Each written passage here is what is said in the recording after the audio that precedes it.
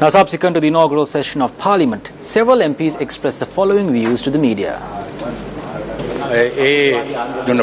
I made a pledge to carry out the responsibility that I was vested with in an unbiased manner.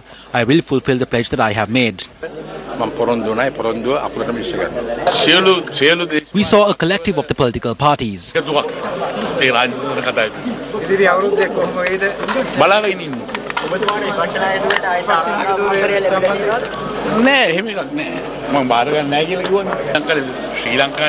The SLFP MPs are to be seated in the opposition, and if they are to operate separately, it is the SLFP that needs to be worried.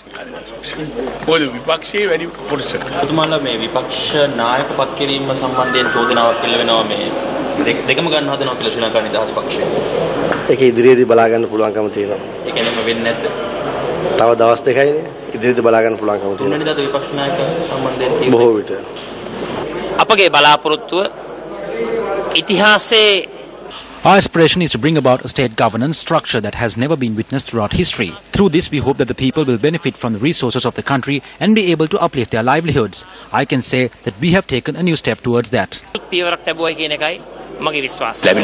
We need to make use of this opportunity that we have and bring about the required political reconstruction. I hope that this parliament will be able to move forward on that premise. Our aspiration is to take the country forward. We need to stop the system that arouses nationalism. The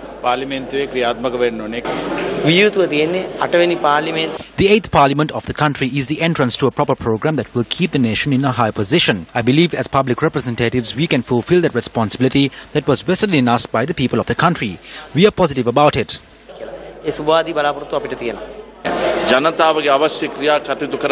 Today we have all joined hands to work for the people. Through this we will never allow the corruption and fraud to be undermined. We have always been committed to create a clean parliament.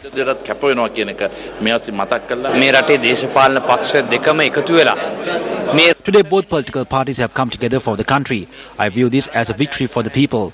Within these 5 years we will create a consensual government and ensure that the people benefit from it.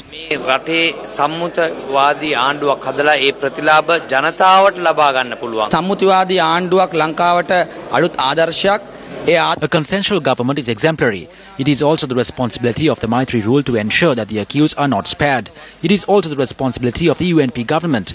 I believe that the changed nation will move on the right path and those who committed wrongs in the past are punished. The wrongs of the past must not be repeated.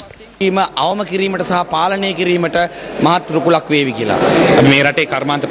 create 5,000 industries and 60 vocational training centers and also create industrial zones in the country.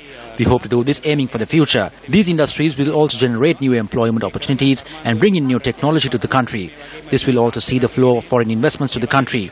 This task will see the eradication of poverty and allocations for education and health will be increased. The President and the Prime Minister are united. The President is operating in an independent manner. Leader of the United National Party is the Prime Minister, and the seniors of the Sri Lanka Freedom Party are also supportive of the national government.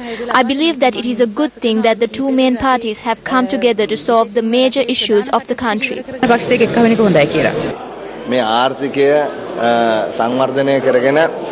We need to develop the economy so that the normal person will see their dreams come true. We hope to work with the Prime Minister to ensure that this task is achieved.